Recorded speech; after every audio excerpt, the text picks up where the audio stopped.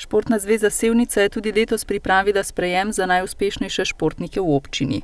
Perspektivna športnica leta 2018 je postala atletinja Nika Dobovšek, perspektivni športnik strelec Aleš Mitja-Janc, že tradicionalno pa so razglasili športnika in športnico leta. Športnica leta Maša Medvešek, ki deluje v Društvu borilnih veščin Ipon Sevnica. Njena glavna lovorika, če lahko tako rečem, je osvojeno 7. mesto na Evropskem prvenstvu in pa že nekakšna stalnica športnik leta Blaž Janc. Na prireditvi, na kateri je bil osrednji gost komentator Andrej Stare, so podelili tudi 2 jubilejni priznanji, in sicer Društvu borilnih veščin Ipon Sevnica ob 20-letnici delovanja in ob 60-letnici delovanja rokometnemu klubu Sevnica. Priznanja so podelili tudi športni ekipi in športni prireditvi leta.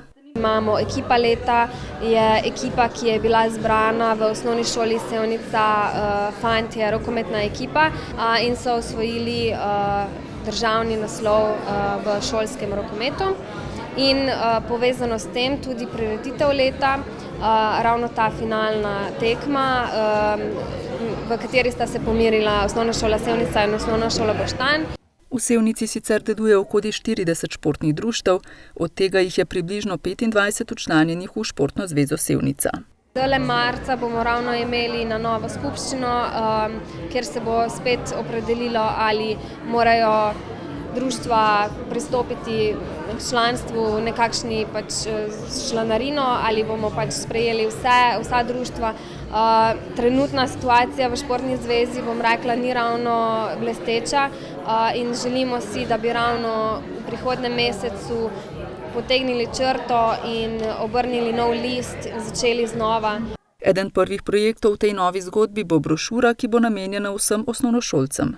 Brošura o vseh programih, ki jih ponujajo športna društva za osnovnošolce, in bojo obveščeni vse na enem mestu, vse informacije bojo imeli zbrane. Občina Sevnica sicer za šport na letni ravni nameni sredstva tako za sistemsko kot tudi neposredno podporo športu. Predlog letnega programa športa je težak 1 400 000 evrov.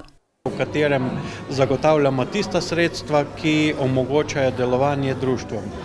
Tudi ta sredstva zagotavljamo na več načinov. Zelo pomemben je razpis, preko katerih se financirajo društva neposredno.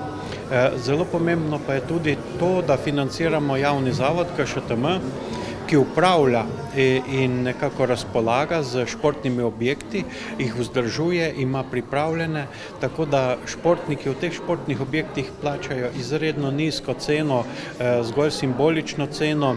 V bodoče si želijo izboljšati standard športa. Stadion je nekako v pripravi.